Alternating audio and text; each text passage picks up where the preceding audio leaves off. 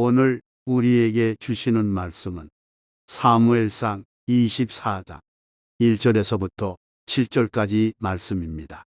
사울이 블레셋 사람을 쫓다가 돌아오매 어떤 사람이 그에게 말하여 이르되 보소서 다윗이 엔겔이 광야에 있더이다 하니 사울이 온 이스라엘에서 택한 사람 3,000명을 거느리고 다윗과 그의 사람들을 찾으러 들음소 바위로 갈새 길가 양에 우리에 이른즉 굴이 있는지라 사울이 뒤를 보러 들어가니라 다윗과 그의 사람들이 그 굴 깊은 곳에 있더니 다윗의 사람들이 이르되 보소서 여호와께서 당신에게 이르시기를 내가 원수를 내 손에 넘기리니 내 생각에 좋은 대로 그에게 행하라 하시더니 이것이 그날이니이다 하니 다윗이 일어나서 사울의 겉옷자락을 가만히 베니라.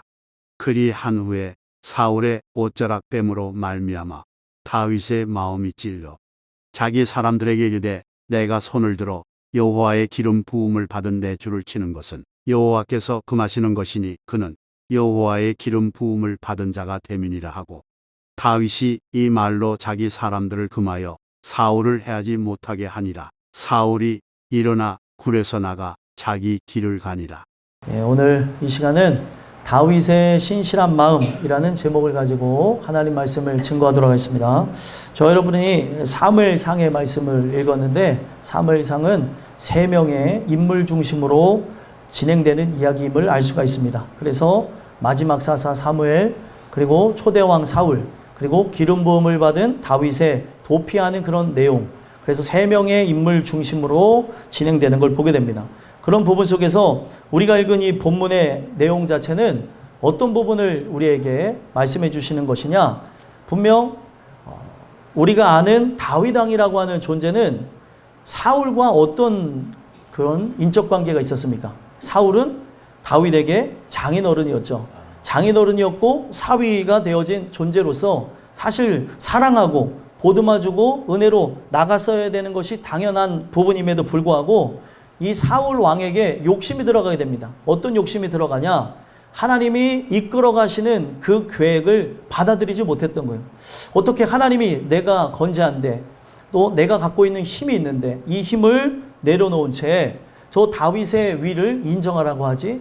이런 부분 속에서 사울은 불편함을 느꼈고 어떤 방법을 통해서든지 다윗을 죽이려고 그런 여러 역몰들을 꾸몄었다는 사실입니다. 그런 부분 속에서 흥미로운 것은 사울이 다윗을 박해하고 죽이려고 하면 할수록 다윗이라고 하는 존재는 사울의 사위가 되어졌고 그런 관계가 더욱 깊어질수록 이 다윗의 그 위가 견고해지고 다윗을 추종하는 사람들이 많이 나타났다는 사실입니다.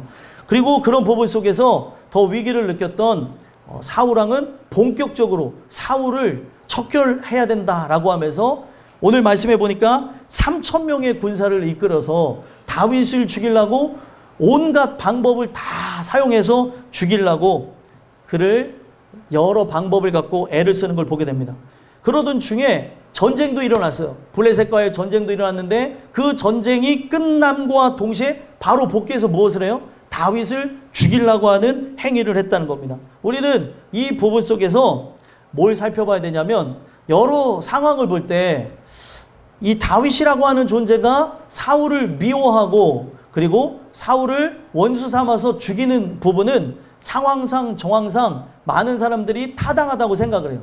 왜냐하면 자기는 기름 부음을 받았고 하나님께서 이 일을 진행해 나가시는데 가장 큰 걸림돌이 되어지는 존재가 바로 이 사울 왕이다.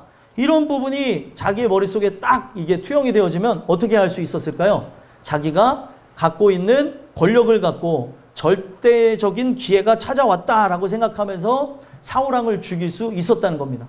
그런데 오늘 이 내용은 분명 다윗이 사울왕을 해할 수 있었음에도 불구하고 해하지 아니하고 옷자락을 벤 것으로도 마음을 아파하는 다윗의 신실한 그런 마음을 통해서 분명 나라고 하는 존재가 신실한 하나님의 백성인지 오늘날 우리의 삶과 그리고 펼쳐지는 정황을 따라서 우리는 직관적으로 생각하고 판단하는 것은 아닌지 그런 부분들을 살펴보고 또 인생 자체가 분명 하나님의 진리 가운데 우리가 거하고 인도하심을 따라 나가야 되는데, 우리라고 하는 존재가 혹 실수했을 때 우리는 어떻게 하는지 돌아보도록 하시는 말씀이 오늘 말씀이라는 거예요.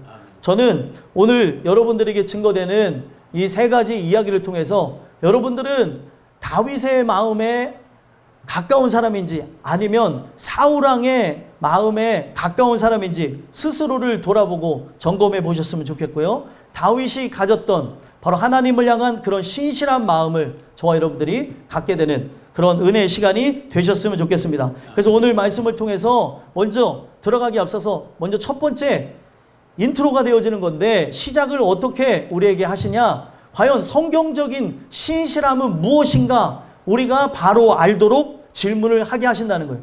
여러분들, 신실함이 무엇입니까?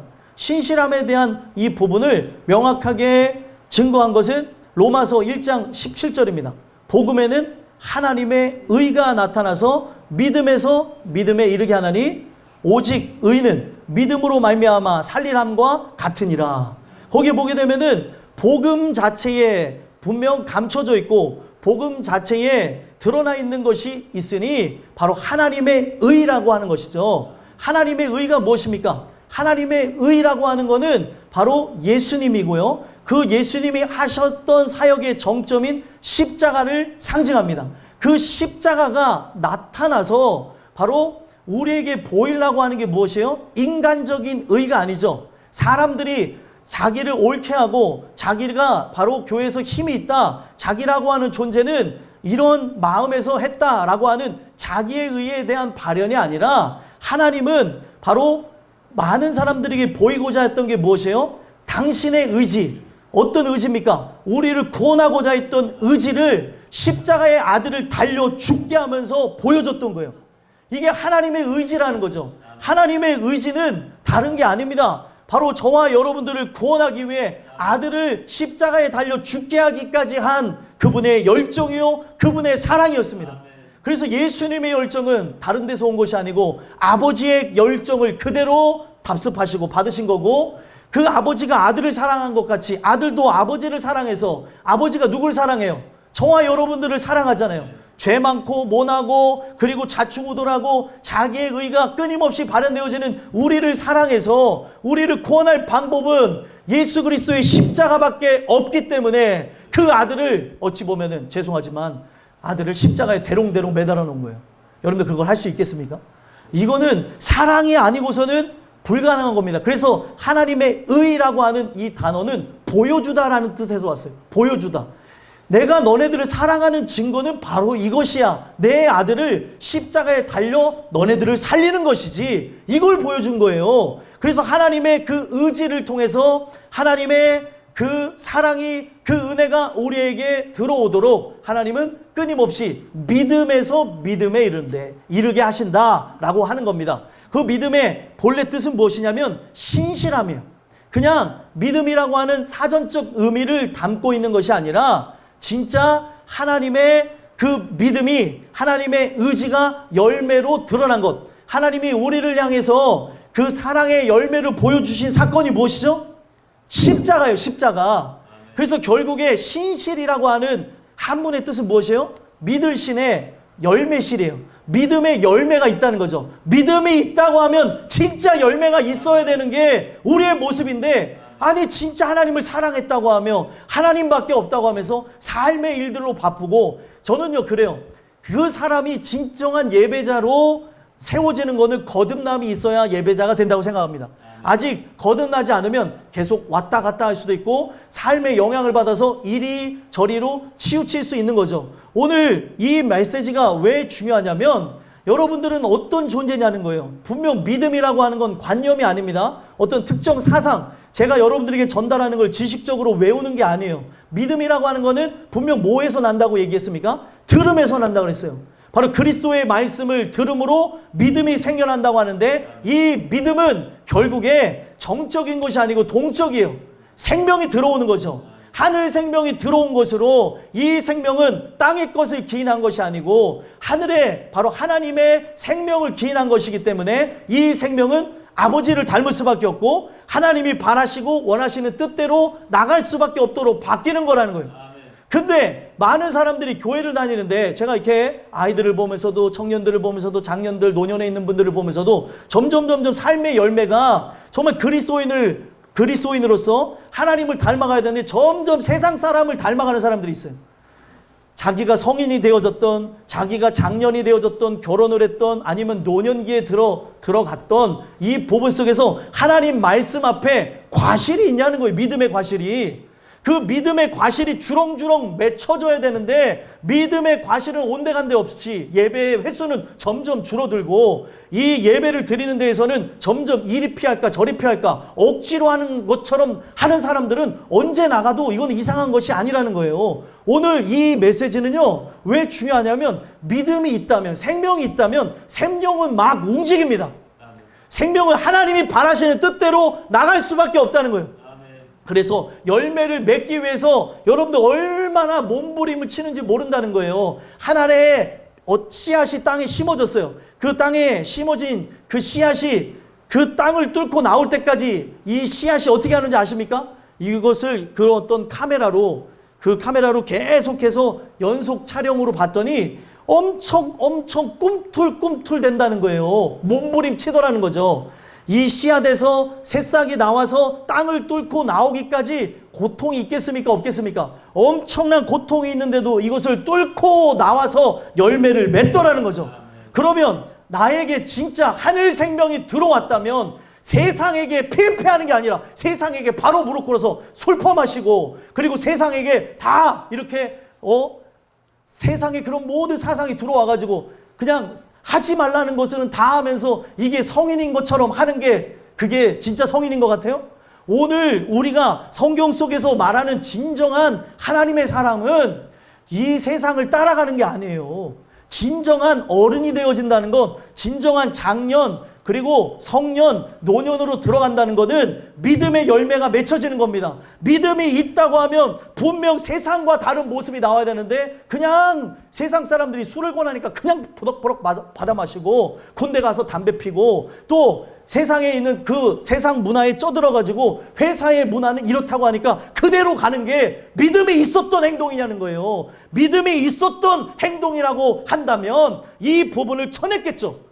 이 부분을 반대했겠죠. 하나님의 사람이기 때문에 그 말을 하기 어렵다면 저는 기독교가 종교입니다. 전 예수를 믿기 때문에 죄송하지만 이 자리에는 내가 참여하겠지만 술은 먹지 않습니다. 이래야 되는데 그냥 막 이리저리 막 자기의 그런 의가 막 발현되어져서 여러분들 진정한 사람이 되어진다는 것, 진정한 거듭남이라고 하는 거는 내 마음대로 내 주권대로 살아가는 것이 아니라 하나님 뜻대로 살아가는 거예요. 그래서 잘 들으세요. 이 성인이 되어진 그리고 청년들 이 마지막 시대에 세상을 따라가지 마시고 더 예배 자리에 있기를 소망하고 뭐 제가 안타까운 게 작년에 그런 사고가 났는데도 할로윈 문화에 막 쩌들어갖고 뭐 가 있는 사람들이 있더라고요. 뭔가 문제 있는 거 아니에요? 어떻게든 정부는 이 부분을 막 차단하겠다고 하면서 거기에 경찰을 막 배치하고 막 병력을 하고 이 일이 일어나지 않겠다고 하면서 그랬더니 그 헬로윈 그 문화가 작년에 문제가 있었던 거 이태원이잖아요. 그랬더니 홍대로 다 몰렸다는 거예요. 금요일부터 모여갖고 토요일 날도 혹시 여기 가 있는 사람이 있었는지 모르겠어요. 아무튼 이 부분이 왜 중요하냐면 세상 문화에 대해서 다 쫓아려고 하는데 하나님이 원하시는 바에서는 왜 순종하려고 하는 모습이 없냐는 거예요. 오늘날 하늘 생명이 들어왔다면 이거는 분명히 믿음의 과실, 믿음의 열매가 있어야 된다는 거죠. 그래서 먼저 원조가 되어지는 분이 누구예요? 하나님의 믿음이죠. 하나님은 그 믿음을 관념으로 그냥 생각 속에 가두신 것이 아니라 열매로 아들을 십자가에 달려서 그것이 바로 사랑이라는 걸 보여줬어요. 그것을 믿는 자마다 어떻게 되어져요? 하나님의 사랑에 감격하고 회개하고 변화되어져서 우리가 신실하게 되더라는 거예요. 우리는 신실한 존재가 아니에요. 그분의 의지에 따라서 신실하게 되는 거죠. 근데 아름다운 건 무엇이냐? 바로 그분이 여러분들을 콕 찍어 점 찍어 여러분들의 마음에 여러분들을 하나님의 마음에 새겼다고 한다면 하나님은 반드시 여러분들을 신실하게 만드십니다. 제일 중요한 건 나라고 하는 존재가 그런 존재인가를 봐야죠. 우리가 그냥 저는 어디서 예배 드렸던 사람입니다. 저는 어디서 신앙생활 했던 사람입니다. 좋습니다. 지금 현재가 중요한 거예요. 지금 현재가 예배자로서 없으면 가짜입니다. 자기가 왕년에 이런 부분을 했었을지라도 뭐 했을지라도 제가 이렇게 섬겼었습니다. 지금 하나님이 바라시는 거는 마르다를 원하는 게 아니에요.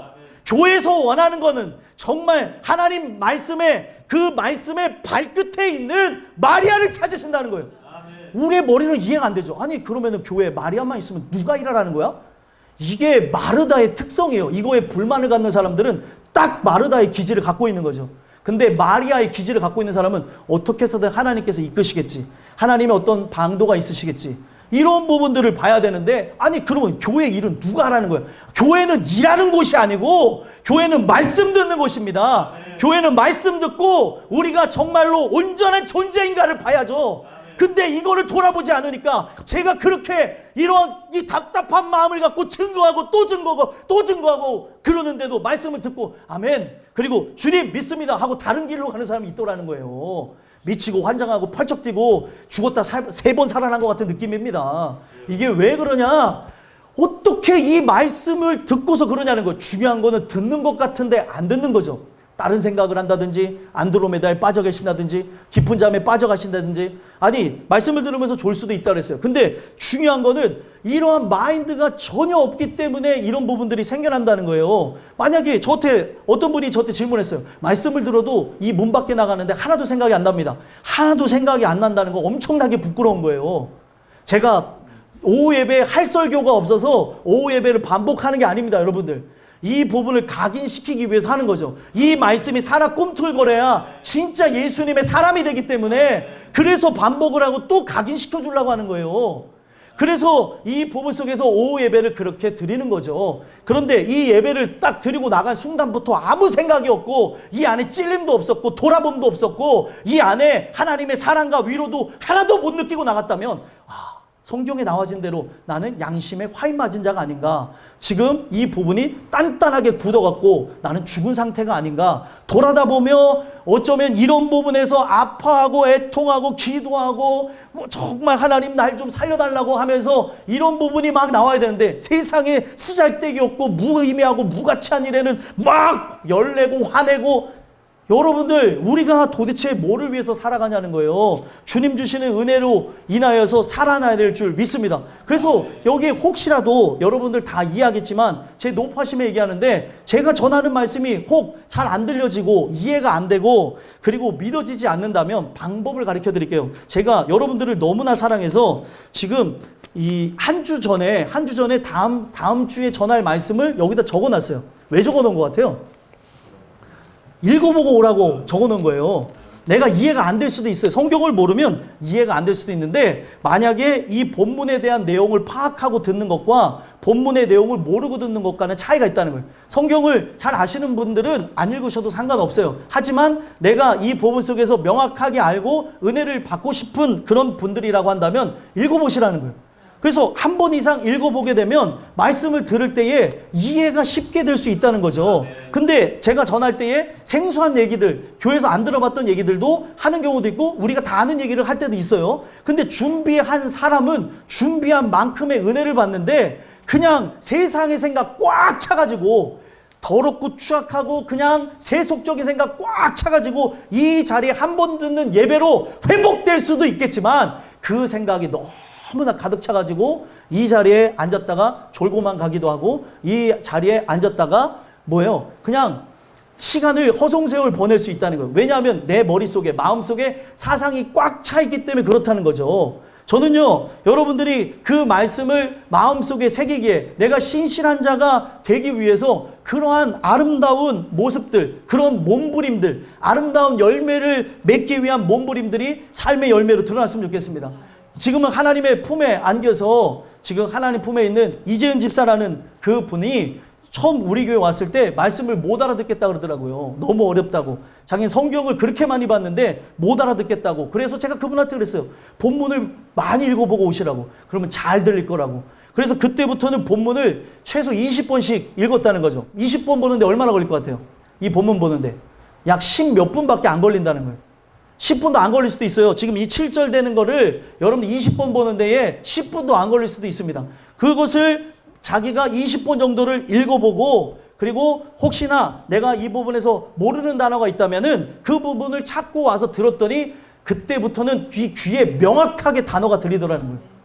오늘날 우리가 이 말씀을 받기 위해서 그러한 부분들이 나타나야 됨에도 불구하고 아니 못 알아듣는 걸 어떡하냐고 하면서 그리고 이 부분은 왜 이렇게 어렵냐고 하면서 아니 왜 자꾸 이미 성인이 됐는데 이유식만 먹으려고 하냐는 거죠. 여러분들 아기가 컸는데 지금 이혜리하고 예셀이가 컸는데 이유식만 찾으면 됩니까 안 됩니까? 안 되죠. 저 아이가 계속 이유식만 먹으면 위가 튼튼해지지 않아서 단단한 음식을 소화하지 못한다는 거예요. 우리는요 이 말씀을 들으면서 부드러운 음식을 먹을 수도 있어요. 근데 지금 이 말씀을 통해서 어느 정도 성장해야 될 집사님, 권사님, 장로님 그리고 전도사님, 목사님들이 이 말씀에 대해서 이 단단한 음식도 먹으려고 해야 되는데 계속 부드러운 음식 입에 넣어주세요. 이러고 있으면 되겠냐는 거예요. 이런 부분이 우리에게 계속 있으면 무슨 서구를 품어요. 이 동네도 못 품어요. 우리는. 우리 교회가 부흥하기를 원하십니까? 우리 교회가 부흥하기를 원한다면 저의 분명히 그릇과 역량도 필요하겠지만 여러분들이 그들을 품을 수 있어야 돼요. 그들을 품지를 못하는데 무슨 부흥이 일어납니까? 오기만 하면 도끼눈을 떠가지고 다 그냥 이걸 찍어버리려고 그러고 저걸 찍어버리려고 그러고 열심히만 하면은 그런 부분이 우리 교회에 있다고 한다면 없으니까 얘기하는 거예요. 있다고 한다면 그게 가능하겠냐는 거예요. 누군가 열심히 하고 정말 교회 이뤄내려고 그러면 축하해주고 보듬어주고 땡겨주고 밀어주고 함께 가족이 되려고 해야지 우리 교회 더 안 왔으면 좋겠는데 실제로 많은 분들이 그런 부분을 얘기했었어요. 우리 교회는 더 이상 부흥하지 않았으면 좋겠다고 어떤 분이 그러더라고요. 왜요? 그랬더니 저는요 저만 이쁨을 받고 싶어요 그러더라고요. 충분히 이해가 돼요. 근데 우리만 구원을 받는 게 아니라 우리가 많은 영혼들을 품고 그들이 진짜 함께 신앙생활하는 그런 일원이 돼야 되지 않겠냐는 거죠. 근데 그런 마음은 있어요. 이 부분이 얼마까지 우리가 돈독하게 가족처럼 이렇게 갈 수 있을까? 제가 생각할 때는 그냥 이게 한 최대가 되어지면 300명까지 될 수 있을까? 그 정도는 생각을 하는데 만약에 300명 이상이 된다면 교회를 분리해야 되겠죠. 그때 가봐야 되겠지만 아직까지 경험해보지 않은 바라서 쉽게 생각할 수가 없다는 거예요. 근데 이 부분에서 나라고 하는 존재가 분명 이 교회 부흥에 내가 갖고 있는 스타일 때문에 내가 살아왔던 방식 때문에 문제가 되는 건 아닌지 돌아보고 돌아봐야 됨에도 불구하고 이 자리에서 내 마음대로 내 뜻대로 살아가게 된다면 신실함하고는 거리가 멀다는 거죠. 우리는 분명 이런 존재예요. 제가 이 말씀드린 거 오해하지 마시고 저란 존재도 여러분들이란 존재도 분명 열심히 한다고 하지만 그런 마르다 같은 모습들이 우리에게 있을 수 있다는 거예요. 교회에 봉사하신 분들을 디스하는 거 아니니까 오해하지 마세요. 우리가 어떤 일을 하든지 간에 이 하나님 말씀을 듣는 것을 소망하고 사랑하고 이 부분에서 최선을 다하고 나가야 된다는 거예요. 그 어떤 것보다. 그래서 결국에 하나님의 그 신실함이 나를 신실하게 할 때까지 우리는 하나님을 학수고대하고 오늘도 이 말씀에 소망을 갖고 기도하고 붙잡고 나가는 거죠. 그러면 결국에 어떻게 된대요? 언젠가 그 하나님이 변함없는 의지를 갖고 여러분들을 이끌고 가심으로 우리가 하늘 생명, 믿음이 들어오는 것뿐만이 아니라 신실하게 되어질 것이고 우리는 의를 얻은, 은혜 받은 죄인으로서 뭘로 살아가요? 믿음으로. 이 믿음이 뭐예요? 내 믿음이 아니에요, 여러분들. 내 믿음을 보면 부족하죠, 여러분들. 내 믿음이 아니라 그분의 신실함을 보는 거예요. 그분의 신실함이 나를 능히 바꿉니다. 능히 나를 살릴 줄 믿습니다. 주님, 나를 도와주세요. 이것이 바로 믿음입니다, 여러분들.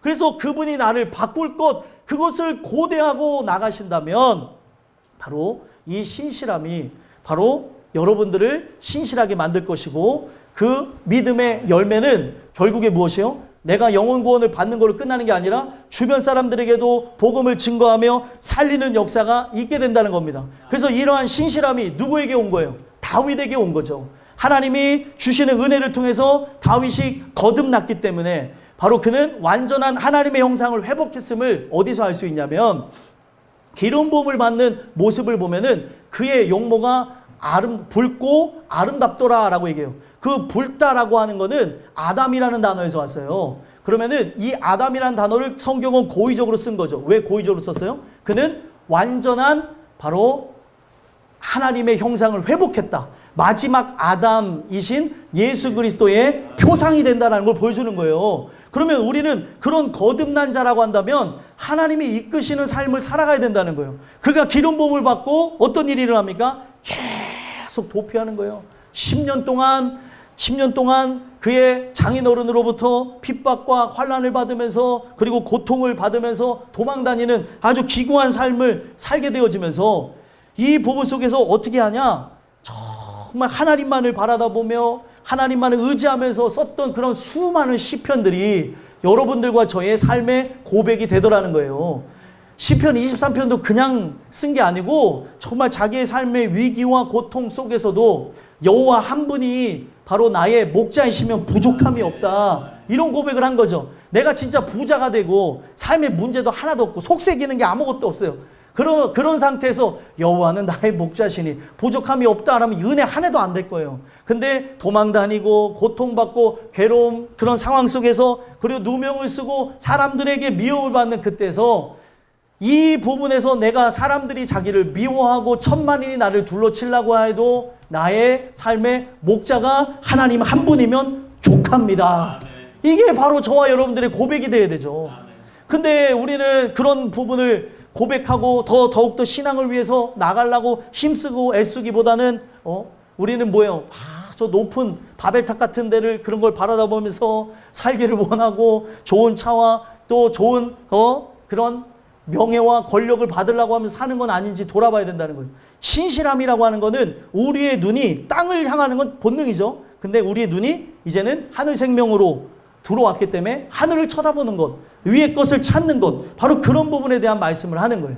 여러분들이 이 주신 메시지를 통해서 다윗의 이런 신실한 마음이 누구로부터 온 거예요? 하나님께로부터 온 거죠. 여러분들에게도 이러한 신실함이 하나님의 그 택하심을 통해 역사하심을 통해 여러분들을 바꾸시고 여러분들을 자라나게 하는데 부족함이 없는 은혜가 있으셨으면 좋겠습니다. 이것이 바로 여러분들에게 드린 첫 번째 말씀이고요. 두 번째, 다윗의 신실한 마음을 통해서 우리에게 어떤 말씀을 주시느냐? 상황과 정황을 보지 말고 하나님 말씀을 보고 들어라. 바로 그런 메시지를 준다는 거예요. 그래서 보게 되면은 이 1절에 사울이 블레셋 사람을 쫓다가 돌아왔어요. 전쟁에 휘말리게 되면서 다윗을 추격했던 그 모든 사람들을 데리고 다시 블레셋 사람을 쫓다가 이 전쟁이 끝마치고 누구에게 돌아와요? 다윗을 죽이려고 하는 그런 상황으로 돌아왔다는 거죠. 그런데 다윗이 어디에 숨어들어 있는 걸 확인했어요. 엔게디 광야에 숨어들었다는 걸 알고 사울이 몇 명의 사람을 데리고 옵니까? 2절 한번 읽어볼까요? 읽어보겠습니다. 시작. 사울이 온 이스라엘에서 택한 사람 3,000명을 거느리고 다윗과 그의 사람들을 찾으러 들염소 바위로 갈새. 아멘. 3,000명을 거느리고 누굴 죽이려고요? 다윗을 죽이려고 엔게디 광야에 이르렀습니다. 엔게디 광야에는요 수많은 수풀이 있어요. 거기에 목자들이 양을 치다가 그 수풀에 들어가서 쉬기도 하고 또 거기에 잘 이렇게 인공적인 것이 아닌 자연적으로 생겨난 굴들이 많습니다. 그래서 목자들이 거기 들어가서 양을 치다가 비를 피하기도 하고 잠을 청하기도 하는 그런 천연의 요새가 바로 엔게디 바로 요새였다는 거죠. 근데 그 엔게디 요새 중에 그 수많은 동굴들이 자연적인 동굴들이 있는데 그 수많은 동굴 중에 하나에 누가 숨어 들어간 거예요? 다윗이 숨어 들어가 있었던 겁니다. 근데 그 숨어 들어가 있는 그 수만의 그 엄청나게 많은 양의 그 동굴 중에 말씀해 보니까 사울이 뒤가 급해가지고 뒷간이라고 얘기하죠. 옛날 말로. 예? 여기도 뒤를 보러 들어갔다고 나와요. 대변이 급해갖고 어느 동굴에 싹 들어갔는데 그 동굴 초입에 누가 있었어요? 동굴 초입에는 바로 사울왕이 들어갔던 거고 중입이나 아니면 저 깊은 곳에 바로 다윗의 사람들이 숨어들어 있었던 거죠. 그래서 뒤를 보러 들어가는데 다윗과 그의 사람들이 그 굴 깊은 곳에 있더니 저 깊은 곳에 있다 보니까 지금 뒤가 급한 사람은 저기 들어가서 수색하나요? 안 하나요? 안 하죠. 지금 내가 대변이 급하니까 그냥 앞에 초입에 들어가서 그냥 거기서 볼일을 봤던 것 같아요. 대변을. 그러니까 이 상황이 기가 막힌 상황이잖아요. 지금 다윗이 사울과 싸워서 이길 수 있나요? 없나요? 이길 수 있나요? 없나요? 이길 수 있습니다. 지금 이 상황에서는. 그죠? 평상시에 싸우면 이길 수 있습니까? 없습니까? 없죠. 지금 사울왕은 3,000명을 거느리고 왔고 다윗과 함께하는 사람들이 약 400명이 좀 넘나? 그러니까 수적으로 봤을 때 전투에서는 이길 수 있는 상황은 아니었던 거예요. 그리고 지금은 뭐예요? 추격자에 의해서 도망하는 그런 상황이었는데 거기에 수장되어지는 어찌 보면 원수가 되어진 장인어른이자 그리고 사울 왕이 거기에 딱 들어와 있었던 거예요. 그랬더니 사람들이 이제 난리가 난 거예요. 뭐라고 얘기합니까? 4절 한번 읽어보겠습니다. 읽겠습니다. 시작. 다윗의 사람들이 이르되 보소서 여호와께서 당신에게 이르시기를 내가 원수를 생각에 좋은 대로 그에게 행하라 하시더니 이것이 그날이니이다 하니 다윗이 일어나서 사울의 겉옷자락을 가만히 베니라. 아멘. 지금 문제가 생겼는데 다윗의 사람들이 막 들고 일어났습니다. 다윗의 사람들도 어찌 보면은 하나님의 그 택하심과 역사하심을 믿으면서 함께하는 사람들이었어요. 그 사람들이 지금 다윗의 마음을 격동케 합니다. 다윗의 마음이 막 이제 격동질되어져서 지금 하나님이 원하시지 않는 길로 가도록 역사하기 직전이에요. 근데 그들이 뭐라고 얘기해요? 보라는 거예요, 지금 다윗 왕이시여 앞을 보십시오. 보소서 여호와께서 당신에게 이르시기를 내가 원수를 내 손에 넘기리니. 아니 하나님이 넘긴다고 한 적이 있습니까? 없습니까? 없는데 자기들이 봤을 때 이 상황, 이 정황 그리고 지금의 형편과 처지를 봤을 때는 당연한 거라는 거. 이 선택을 하는 것이 옳은 거다라고 판단이 되는 거죠. 그래서 이 사람들이 이거를 뭐라고 얘기해요? 원수를 이게 또 참 이제 이분들이 정말 대단한 게 말씀을 듣다 보니까 말씀을 인용해서 왜곡해버렸어요. 하나님께서 원수를 우리 손에 붙여주셔야 그들과 싸웠을 때 무조건 이기는 거죠. 근데 이들이 이거에 대한 정보가 있으니까 지금 원수를 상황상 정황상 붙여준 거예요. 사울왕을 죽일 수 있는 유일한 기회. 그래서 적군의 수장을 척결하는 것으로 3,000명을 품을 수 있는 기회라고 생각을 했던 거죠. 이게 진짜 무서운 건데 오늘날 사람들이 이게 바로 인생의 절대적인 기회야 이러면서 자기 양도 버리고 저쪽 목회지를 옮겨버리고 이쪽으로 가고 자기의 뜻을 위해서 이게 하나님 기회다라고 하면서 지금 하나님께서 나를 크게 쓰셔서 저기 많은 사람들 내 이름을 알게 할 때다라고 하면서 막 가더라는 거죠. 물론 하나님의 뜻에 의해서 움직이시는 분들도 있으니까 오해하지 마십시오. 사람이 이런 탐욕이 목회자에게도 발동하고 또 왕에게도 발동하고 성도님들에게도 발동하게 되면서 기도해보지 않고 그냥 여기서 하나님이 보내신 목적을 갖고 내가 승부수를 봐야 되는데 조금 사람이 힘들게 한다든지 아니면 여러 정황상 그런 거라고 자기가 여기면서 하나님 앞에 물어보고 기도해보지도 않고 멋대로 결정을 내린다는 거죠. 상황과 정황은 여러분들을 충분히 속일 수 있습니다. 근데 상황과 정황이 나에게 딱 맞아 떨어지네. 우주의 기운이 나를 응원하네. 뭐 이런 분들이 있어요. 위험하신 분들. 우주가 나를 응원해. 너를 축복해. 넌 잘 될 거야. 아니라니까요. 이런 부분들이 막 여러분들에게 들려진다고 하면은 조심하면서 돌아봐야 되는데 지금 다윗과 함께하는 소수의 사람들, 이 사람들 정말 귀중한 사람들이죠. 땅끝교회 식구들 같은 사람들이에요. 좁은 문 좁은 길 가는 사람들. 그런데도 우리가 늘 깨어 있어야 되는 게 목회자든 성도든 인간이 갖고 있는 어떤 생각을 따라서 이 부분들을 결정하다 보면은 반드시 실수가 나온다는 거죠. 그러면서 내 손에 넘겼으니 내 생각에 좋은 대로 그에게 행하라. 내 생각에 좋은 대로 행하라. 어서 들어보셨죠? 이게 바로 사사기의 주제 말씀이에요. 내 소견에 옳은 대로 행하라. 우리 소견대로 옳은 대로 행하는 게 맞습니까? 아니죠. 하나님이 보실 때 하나님의 생각은 어떠한지 우리가 그분께 묻고 성경을 통해서 조명해 봐야 되는데 내가 생각하기에 이게 맞다는 거예요. 분란은 어디서 생겨나는지 아십니까? 자기 생각이 옳다는 사람들끼리 대화하게 될 때 분란이 생겨나는 거예요. 근데 우리가 이 교회 안에서 이 사람 생각도 맞고 저 사람도 생각도 맞고 우리가 이렇게 둥글게 할 수 있다고 하면 교회라고 하는 곳은 더욱더 하나로 뭉쳐지고 끈끈해질 수 있는 거죠. 근데 내가 생각했던 그게 아닌데, 내가 보기엔 이게 아닌데, 내가. 사람들은요, 자기도 모르게 내가라고 하는 것을 어떤 사람은 말하면서 표현하기도 하고, 어떤 사람은 말하지 않고, 이건 아닌데 라고 하면서 하나님의 뜻이 어디 있는지를 분별하지 않고 자기가 살아왔던 그런 삶의 스타일, 배경대로 자기 멋대로 행하려고 하는 부분들이 있다는 거예요. 오늘 우리는 내 소견에 옳은 대로 행하는 것이 아닙니다. 근데 이 말이 다윗에게는 잘못된 용기로 작용하게 되면서 뭐라고 얘기했습니까? 이 사람들이 이것이 그날입니다. 바로 저 사람을 죽일 바로 유일한 날, 그 땅을 정복할 날이 이 날입니다.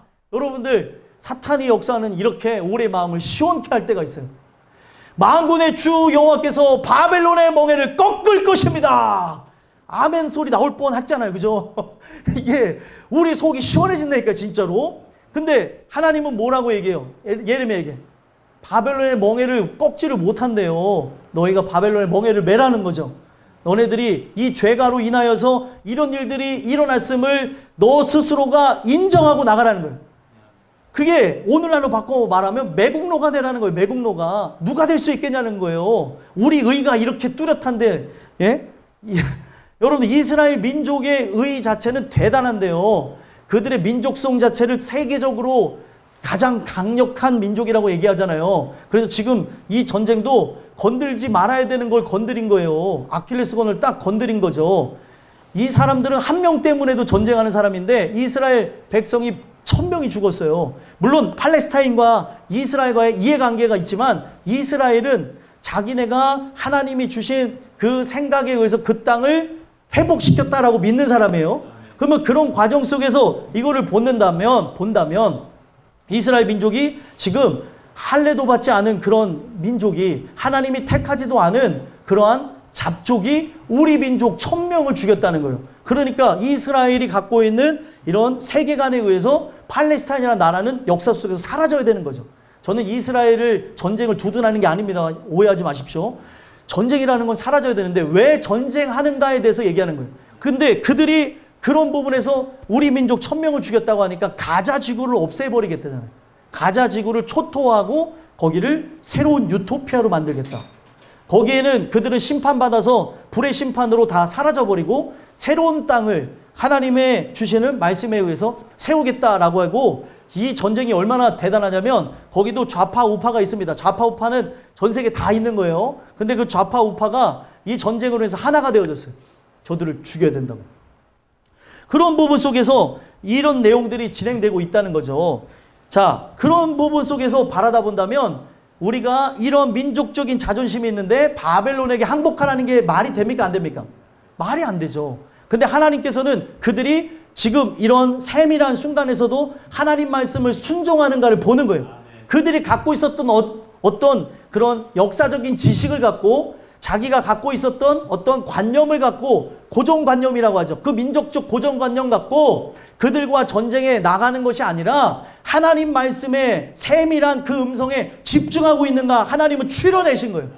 추려냈더니 정말 놀라운 거는 그 남유다 사람들의 대부분이 다 하나님의 말에 환호를 하고 이 부분 속에 그를 따라가서 다 사라졌다는 거예요. 여러분들, 바벨론의 포로가 된 사람들은 누구겠어요? 바로 바벨론의 멍에를 짊어지고 이게 바로 내 죄 때문입니다. 이게 바로 내 잘못입니다. 이것 때문에 우리 가정이 이렇게 고통받았습니다. 라고 하면서 회개하고 나갔던 그 사람들을 하나님께서는 좋은 열매로 해갖고 바벨론 땅에다가 그들을 보호하셨다는 거예요. 회개하는 걸 원하는 거예요, 하나님께서. 근데 이 회개가 어렵더라는 거죠, 회개가. 회개를 하나님께서 원하시니까 어디까지 가서 회개를 시킵니까? 그 영혼 받으셔야 되니까 어떤 사람은 병상에서까지, 어떤 사람은 어떤 문제와 고통과 환난을 통해서 하나님, 내가 잘못했습니다. 하나님, 용서해 주세요. 이거를 받으시고 당신이 하시는 모든 것이 다 선합니다. 이거를 받기 위해서 하나님은 일을 진행해 나가셨다는 거예요. 이게 왜 중요하고 위대한 얘기냐면 지금 이 이야기는 우리의 삶 속에서도 진행되는 거예요.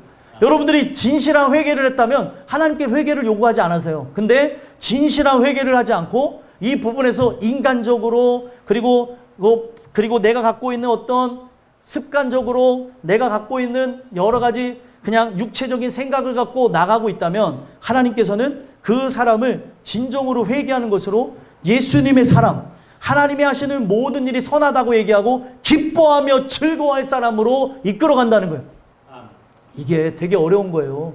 하나님이 역사하시는 그 하나님의 신실함을 보게 되어진다면 회복과 하나님의 만지심, 각 영혼을 부르심을 보면서 기뻐할 텐데 그런 걸 보지 않고 인간의 눈으로, 삶의 눈으로, 인간의 어떻게 보면은 패역한 눈으로 보니까 사람들과 비교하고 사람들과의 상황을 보면서 사람들이 얘기한 대로 나를 판단하고 나를 생각하고 사람들을 그렇게 어떻게 보면은 밀어내고 하는 행위들을 하더라는 거죠. 이게 왜 중요하냐면 오늘 하나님이 한 가정을 구원하기 위해서 정말 원대한 일을 행하고 있음에도 불구하고 여러분들을 구원하기 위해서 하나님만이 하실 수 있는 방법을 갖고 인간의 생각, 인간의 어떤 그런 필요를 따라서 하는 게 아닌데도 불구하고 내 눈으로 보면서 내가 원했던 것, 내가 바랬던 대로 그거를 소망하며 하나님의 일들을 찬양하지 못하는 건 아닌가 돌아보자는 거예요. 상황과 정황을 보게 되면 이런 실수를 하게 된다는 거죠. 그래서 오늘이 그날이다, 그날이다라고 하니까 어떻게 했어요? 다윗이 일어나서 사울의 겉옷자락을 가만히 베버렸다는 거예요. 엄청난 실수를 해버렸다는 거죠. 오늘 이 말씀을 통해서 여러분들이 보셔야 되는 게 어떤 상황과 정황을 따라서 우리가 잘못된 선택을 할 때도 있고요. 상황과 정황의 노예가 되어져서 주님께 물어보지 않고 할 때가 있어요. 주님이 물어보셨을 때 기상천외한 답변을 줄 수 있어요. 우리가 생각했던 부분에서는 A 답변이 옳다고 생각하는데 B 답변으로도 이끄실 수 있는 분이 하나님인 거죠. 그래서 여러분들은 깨어서 기도해야 되는 거예요. 깨어서 기도하며 하나님 앞에 묻는다면 모든 사람들이 이게 맞지 않아? 라고 할 때 이게 맞지 않는 것이 아닌 하나님의 뜻이 진행될 수 있다는 거예요. 그래서 이 부분을 이해하시는 분이 있는가 하면 이해하지 못하는 분들이 있는데 우리는요 하나님의 뜻이 어디 있는가를 늘 분별할 줄 알아야 돼요. 내가 갖고 있었던 그냥 경험 갖고 이 경험치에 빗대어서 이것을 확률적으로 계산해 버린다면 여러분들의 삶은 도박을 하는 거하고 똑같다는 거예요. 주님이 원치 않으시면 멈춰 서야 되는 거고 가라 하면 가는 거고 하나님께서 이 부분 속에서 너는 떠나라 하면 떠나는 거고 이 부분이 성경적인 떠나라, 멈춰서라, 가라 이 부분이 얼마나 쉽습니까? 근데 하나님이 가라 그랬더니 하나님 지금 가는 건 아니지 않아요? 이건 아닌 것 같은데 멈춰서라 그랬더니 지금 멈춰설 때는 아니죠. 달릴 때 달려야죠. 인간의 생각이 이렇게 무섭다니까요. 이거를 삶의 전방위로 한번 이 부분을 여러분들이 다 이렇게 하나하나 분별해서 보게 되면 우리가 정말로 이런 부분들이 연약한 모습들이 나타날 때가 있다는 거예요. 오늘 이 메시지가 여러분들 안에 들려져서 하나님 말씀에 의해서 현재적으로 이 말씀이 나에게 어떻게 역사하고 하나님이 어떻게 이끌고 나가는지 그걸 보셨으면 좋겠고 여러분들 하나님 말씀에 순종한 것으로 여러분들이 고통을 받을 수도 있나요? 있을 수 있죠. 근데 그분이 만약에 여러분들의 삶 속에 도장을 찍었어요. 여러분들의 삶 속에 사인을 했어요. 그러면 사람들이 뭐라고 하는 거 당연히 들리겠지만 사람들이 뭐라고 한다 할지라도 주님만 바라보고 나가라는 거예요. 이게 진짜 우리가 해야 될 거는 주님이 살리신다잖아요. 주님이 일하신다잖아요. 그러면 그걸 봐야 되는데 이게 뭐 어쩌고 저쩌고 지금 사람이 살아났는데도 사람이 살아난 것도 보지도 못하고 신앙생활을 하는 것도 보지도 못하고 오늘 우리가 은혜 속에서 지금 우리가 충만함으로 나가서 하나님 할렐루야 찬양합니다 영광 돌립니다 해야 될 사람이 어떤 마귀가 준 생각을 탁 던져놓으니까 이게요 마귀는요 지금도 삼킬 자를 두루 찾아다니는데 누구를 찾아다닐 것 같아요? 누굴 찾아다닐 것 같아요? 그냥 신앙이 안 좋은 사람은 건들지도 않아요. 저 사람 어차피 교회도 안 나올 사람이니까 내버려둬. 그냥 저 사람한테 좋은 거 이런 일 저런 스케줄 갖다 놔. 그러면 저 사람은 이 스케줄 따라서 예배 안 드릴 거야. 이 사람 진짜 예배 드리는 자가 맞냐는 거죠. 저는 원초적인 질문을 하는 거예요. 아니 장소를 바꿨는데 예배를 안 드려요? 자기가 원초적으로 봐야 되는 거죠. 이것 때문에 정말 누구는 죽을 것 같다가 살 것 같다. 예배 드리니까 살 것 같다고 하는데 제일 중요한 게 가장이 온전한 생각을 못 하니까 이 부분에서 결정권자가 온전한 생각을 못 하니까 애들이 다 죽어가는 거예요. 이런 부분이 우연히 일어나는 게 아니라는 거죠. 그래서 죽을 사람들, 넘어질 사람들에 대해서는 마귀가 신경도 안 써요. 그냥 자기가 파놓은 그런 많은 장애물에 알아서 들어가서 죽을 거니까 내버려 두는데, 삼킬자를 두루 찾아다니는 그 유형이 누구냐? 신앙생활 열심히 하는 사람들, 믿음의 가문을 막 세우려고 하는 사람들, 교회 중직자들을 막 잡고 흔든다고요. 이 얘기를 왜 하는 줄 아십니까? 정신을 차리는 사람들이 정신을 못 차리고 확 흔들리고 있어요. 제가 이 속이 터질 것 같습니다. 왜 터질 것 같냐면, 정신을 차려야 되는 사람들이 인간의 문제로 막 가져가고, 이 부분 속에서 진짜 하나님 앞에 감사하고 영광 돌리고 할렐루야, 주님, 주님이 원하신다면 이 부분 속에서 내가 나아가겠습니다, 이래 될 사람들이, 주님, 나아가긴 나아갈 건데 이건 좀 아니지 않나요? 여러분들, 교회는 제가 늘 말씀드리죠. 예스만 있는 곳이 교회예요. 여러분들, 공산주의가 어떻게 생겨나는 줄 아세요? 공산주의의 그 병폐가 어떻게 생겨났냐면, 하나님만을 섬기는 기독교를 벤치마킹해서 만든 게 공산주의예요. 그래서 여러분들, 정말 우리는 공산주의는 아니지만 하나님 말씀이 그러하다고 하면 내 생각, 내 마음을 다 내려올 줄 알아야 되는데, 어떻게 해요? 그래도 이건 아니지 않냐고. 이거는 아니죠. 이건 그렇죠. 하나님 말씀을 골라먹고 빼먹고, 이 부분에선 이렇게 적용하고 저렇게 적용하고, 이 부분에서 조금 내가 여기 침범해오지 말라고 금을 서놓은 그 금을 조금 말씀이 이렇게 건너가려고 그러면 이렇게 발로 밟고 거기 뭐를 해놔요? 전기 감전을 해놓은 거지. 넘어오면 감전된다고. 여러분들의 마음이 그런 건 아닌가 돌아보자는 거예요. 이 메시지가 왜 중요하냐면, 사람은 이 상황과 정황을 따라서 잘못된 생각과 판단을 할 때가 너무나 많다는 거예요. 늘 현재적으로 말씀을 통해 돌아보고 점검해보지 않는다면 누구처럼 실수를 해요? 다윗처럼 실수를 할 수 있다. 이것을 생각해 보셨으면 좋겠습니다. 마지막 세 번째는 바로 다윗의 신실한 마음을 통해서 우리가 뭘 살펴봐야 되냐? 과연 나는 실수할 때 어떻게 행하는가? 그걸 보자는 거예요. 실수. 사람이 이것을 의도하고 하는 죄가 있고요, 의도치 않았는데 실수하는 경우가 있어요. 여러분들, 이 부분이 되게 중요한 건데, 의도치 않았는데 실수한 부분들을 우리는 돌아보며 회개해야 되는 거죠. 근데 문제는 뭐냐면, 오늘날에 내가 좀 이러는 게 뭐 어때서, 나 열심히 하는데, 나 오늘도 주님을 위해 살아가는데, 나 이 정도 얘기할 수 있는 거 아니야? 발언권 있는 거 아니야? 여러분들, 이 교회는 사람의 발언권이 중요한 것이 아니라 하나님의 통치가 중요한 것이에요. 근데 사람의 발언권들이 막 나와갖고 이 모양 저 모양 이렇게 저렇게 하다 보면 여러분들 초대교회의 그 정통성을 상실해버린다는 거예요. 저는 기도하면서 이 교회를 개척할 때 정말 하나님 주셨던 게 무엇이냐면, 초대교회의 정통성을 회복했으면 좋겠다. 초대교회라면 이렇게 했을까? 사도들이 어떻게 행했을까? 성경을 통해서 점검하고 돌아다 볼 때 이런 부분 속에서도 하나하나 살펴보는 거예요. 그래서 제가 여러분들, 여성교회들이 어떻게 보면 이제 자유롭게 활동하는 부분에서 저와 상의를 거치고 하는 부분도 있고 상의를 거치지 않고 하는 부분도 있으세요. 근데 제가 상의하고 하는 부분 속에서 절대로 이 회비를 낸 부분에서 공개하지 말아라. 왜 그러냐? 회비를 못 내는 사람들도 있을 수도 있고, 여러분들 헌금에 대한 부분들이 보통 교회는 이 주보에다가 다 기재가 되어져요. 왜 그러냐? 여기에 누구누구 했고 서로 부분 속에서 경쟁 심리를 부추기려고 합니다. 근데 중요한 거는, 헌금은 누구한테 하는 거예요? 하나님께 하는 거예요.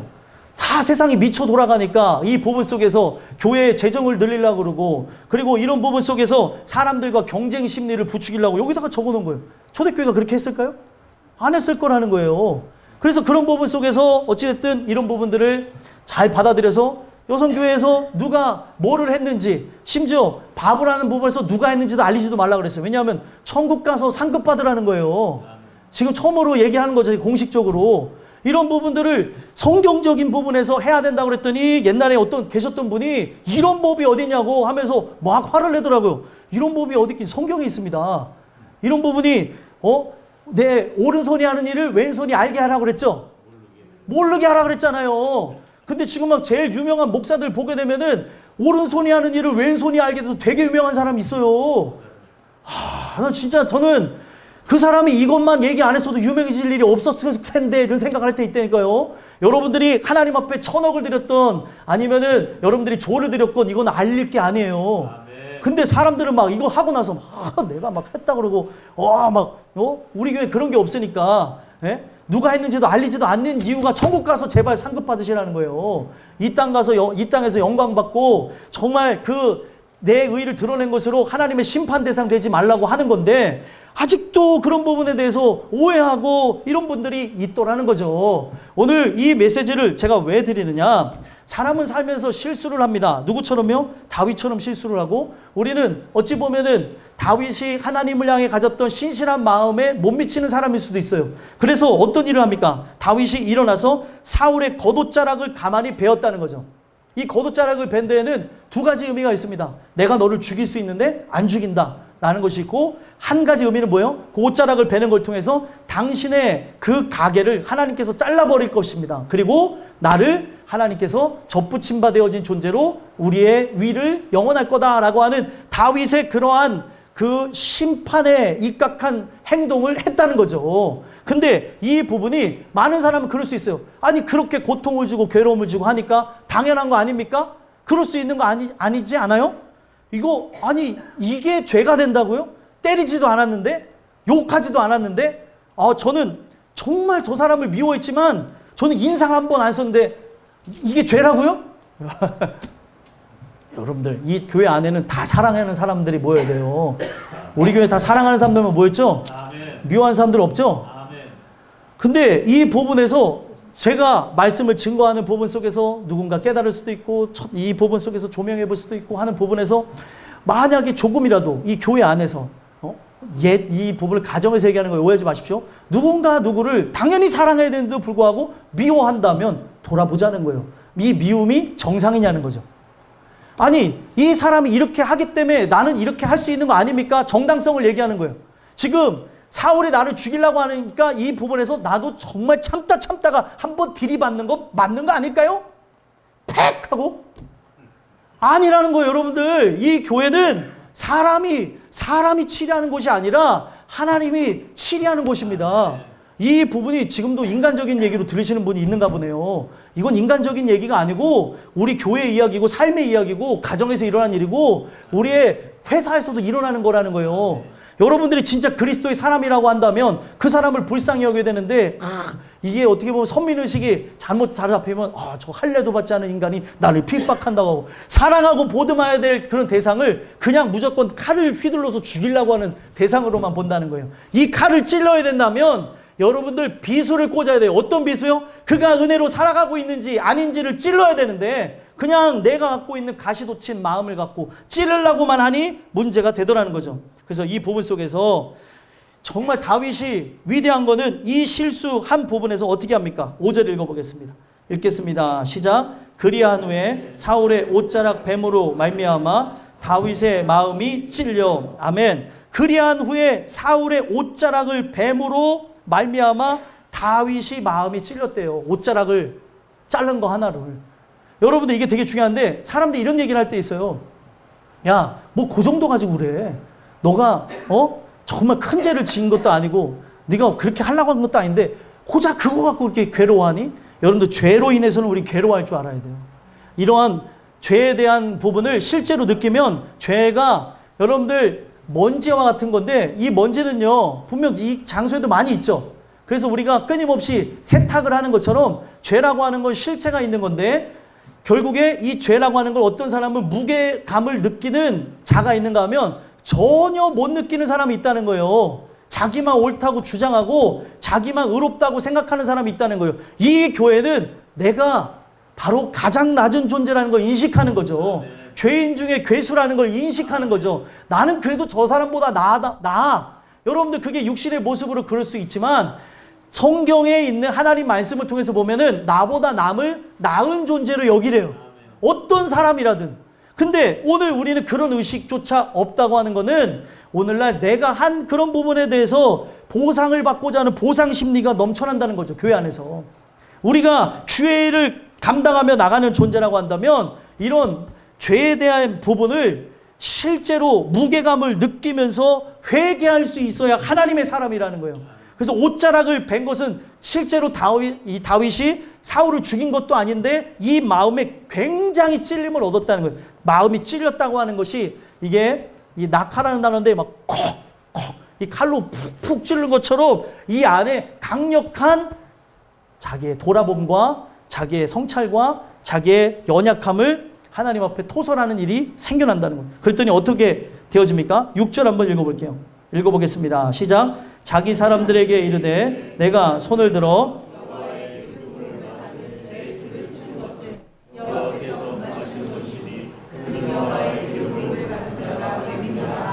아멘. 여기 자기 사람들에게 이야기를 하는데 내가 손을 들어 여호와의 기름 부음을 받은 내 주를 치는 것은 뭐라고 얘기해요? 여호와께서 금하시는 것이. 그가 이 마음의 찔림을 통해 돌아본 거죠. 하나님은 어떤 분이신가? 신실하신 분으로서 자기의 일을 홀로 진행하시고 때를 하나님께서 분명 정하셨을 텐데 누가 심판의 주관자가 되어졌던 거예요? 다윗이 그랬었잖아요. 그죠? 심판의 주관자는 하나님이신데 자기가 앞서서 심판하는 행위를 한 것으로 인해서 자기를 돌아보고 회개했고 마음이 찔려라고 해서 여기에 행간이 있죠. 무슨 일이 있었을 것 같아요? 다윗은 분명 하나님 앞에 충분하게 회개를 했을 것이고 하나님께서 주신 그 새 마음을 갖고 여호와께서 금하시는 것이니 뭐라고 얘기해요? 그는 여호와의 기름 부음을 받은 자가 됨이니라. 여호와께서 금하는 것이다 라고 해서 말씀을 그들에게 다시금 알려줍니다. 그들의 생각과 마음을 전환시켜주는 거죠. 환기시켜주는 거예요. 오늘날 말씀이 어떤 역할인지 아십니까? 말씀을 계속 사모하게 되면 여러분들의 생각과 마음을 환기시켜주고 전환시켜주는 거예요. 우리는 육체를 입고 있고 세상에서 살다 보니까 계속해서 끊임없이 죄악된 생각이 들어온다는 거예요. 그래서 어느 날 정신 차리고 보면 저 사람이 기독교인이 되어져 있는 경우도 있고 어느 날 정신 차려 보면 저 사람이 기독교인인 줄 알았는데 비기독교인처럼 행하는 경우들이 있다는 거예요. 왜 말씀을 계속해서 들어야 되냐? 말씀을 계속해서 듣고 또 듣고 또 듣고 하면은 질릴 것 같죠? 아닙니다. 이걸 통해서 믿음이 들어오게 되어지고 견고하게 되어지고 확실하게 되는 거예요. 그래서 믿음이 견고하게 되어지면 무엇이에요? 하나님이 기뻐 받으시는 삶을 살아가게 되는 거예요. 그래서 여러분들을 그렇게 하기 위해서 오늘도 이 말씀을 드리는 거고 여러분들의 생각과 마음이 환기케 되어지는 일들이 일어났으면 좋겠어요. 그래서 결국에 이 다윗은 어떻게 됐어요? 여호와께서 금하는 것이니 바로 그는 여호와의 기름을 부음받은 자다라고 고백한 것뿐만이 아니라 결국에 자기에서 끝난 게 아니에요. 7절 한번 읽어볼까요? 읽어보겠습니다. 시작. 다윗이 이 말로 자기 사람들을 금하여 사울을 해하지 못하게 하니라. 사울이 일어나 굴에서 나가 자기 길을 가니라. 아멘. 다윗이 깨달았어요. 이 부분을 명확하게 깨달은 다음에 이 말로 자기 사람들로 하여금 자기와 함께하는 사람들 있잖아요. 좁은 문 좁은 길 가는 사람들, 내 식구들, 우리 땅끝교회 식구들, 여러분들 너무 사랑해서 이 말씀을 하나님께서 예비해서 주셨다고 생각을 하고 여러분들이 한 주간 살아오면서 맞이했던 상황, 그 모든 부분, 그리고 이런 하나님의 역사하심, 이 부분은 태초전부터 계획되어서 진행된다는 걸 믿으셨으면 좋겠어요. 그래서 즉흥적으로 제가 여러분들에게 이 말씀을 증거하는 게 아니고 이 말씀을 통해서 여러분들의 상황과 또 정황을 돌아보게 하기 위해서, 조명케 하기 위해서 맞아 들어갈 때가 있어요. 그거는 하나님이 여러분들을 특별히 사랑하시기 때문에 여러분들에게 바로 조명케 하고 또 우리가 하나님의 뜻을 가지고 세상을 조망케 하는 은혜가 비춰졌기 때문에 가능한 거예요. 그래서 상황과 정황을 돌아보게 하는 것은 하나님의 은혜라고 하는 것을 여러분들 기억하셨으면 좋겠고 이런 모든 부분들 속에서 제가 막 강력하게 얘기하거나 아니면 웃으면서 얘기하거나 이런 저의 어떤 모습과 이런 부분에 대해서 별로 신경 쓰지 마시고 어떤 분이 그러더라고. 제가 그날 좀 아파서 나왔더니 기분이 우울하냐? 기분이 우울하지 않았어요. 근데 그런 경우도 있고 제가 막 이제 이렇게 열정적으로 말씀을 증거하니까 무슨 문제가 있냐? 문제가 없습니다. 네, 하나님 말씀이니까 그런 거고 이 말씀을 통해서 항상 우리가 돌아보며 나가자는 거예요. 그리고 저에 대해서 늘 기도가 필요하다는 사실을 기억해 주시고 저라는 존재가 굳건히 세워져서 여러분들과 함께 잘 나갈 수 있도록 저를 사랑하시지 않습니까? 그러면 저를 위해서 좀 기도 좀 해주셨으면 좋겠어요. 그래서 중요한 거는 오늘날 자기 사람을 챙기는 건 당연한 거죠. 다윗이 은혜를 받으니까 거기서 끝난 게 아니에요. 여러분들이 은혜를 받았어요. 여러분들이 거듭났어요. 그러면 우리가 해야 되는 게 무엇이냐면 잘못된 언어들을 차단하고 다녀야 되는 거예요. 어떤 사람들은 불평, 불만을 쏟아내는 사람이 있어요. 이쪽에서 저쪽에서 다니면서 불평, 불만 쏟아내는 사람이 있고 또 어떤 사람은 이렇게 하나님 말씀을 왜곡되게 해석을 해서 사람들을 혼란케 하는 경우가 있어요. 내가 하나님 말씀에 의해서 바로 깨달았다고 한다면 여러분들은 무엇을 해야 되는 겁니까? 바로 금하여 사울을 해하지 못하도록 하셔야 돼요. 우리 교회 사람들이 다 사랑해야 되는데 누군가를 미워하고 있다고 하는데 그 미워하는 걸 누가 주동하고 있다면 그것을 금할 수 있도록 하는 것이 여러분들의 기도고 바로 여러분들의 삶이고 여러분들의 가정에서 해야 될 일이라는 사실을 기억했으면 좋겠습니다. 그래서 하나님은 이런 걸 원하는 거예요. 내가 믿음이 있다고 하면은 믿음이 있는 자로서 어떤 역할을 하길 원하는가? 잘못된 길을 가는데 침묵합니까? 이 사람이 저기에 가면은 절벽에 떨어져 죽을 사람인데 가만히 두는 거, 그 절벽, 떨어집니다. 떨어져요. 아이고, 떨어졌네. 이런 사람이 여러분들 이상한 거죠. 떨어지려고 하면, 저기요! 이러라고. 저기, 말이 안 나올 거라는 거죠. 저기 지금 거기 절벽입니다, 절벽. 사진 찍으려다가 절벽에 떨어지시고 돌아가신 분들 있잖아요.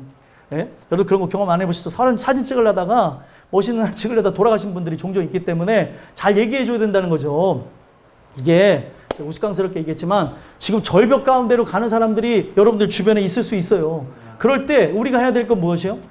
우리가 어떤 인격과 그리고 우리가 이 안에 인자함을 갖고 그에게 돌아와라 할 게 아는 것이 아니라 이 상황은 급격한 상황이기 때문에 돌아오라고 소리를 고래고래 지르고 여러분들 기도하고 해야 될 상황이라는 걸 꼭 꼭 기억했으면 좋겠습니다. 그래서 자기 사람들을 금하여 사울을 해하지 못하게 했습니다. 그리고 결과는 어떻게 됐어요? 사울이 일어나 굴에서 나가 자기 길을 가니라. 자기 길을 걸어갔어요. 자기 길을 걸어갔는데 이거는 무엇이에요? 사울이 걸어가는 길은 패망의 길이고 사울이 걸어간 길은 바로 다윗을 더욱더 고통을 주고 괴로움을 주는 길로 나간 거죠. 오늘날 여러분들은 여러분들의 신앙을 지키시라는 거예요.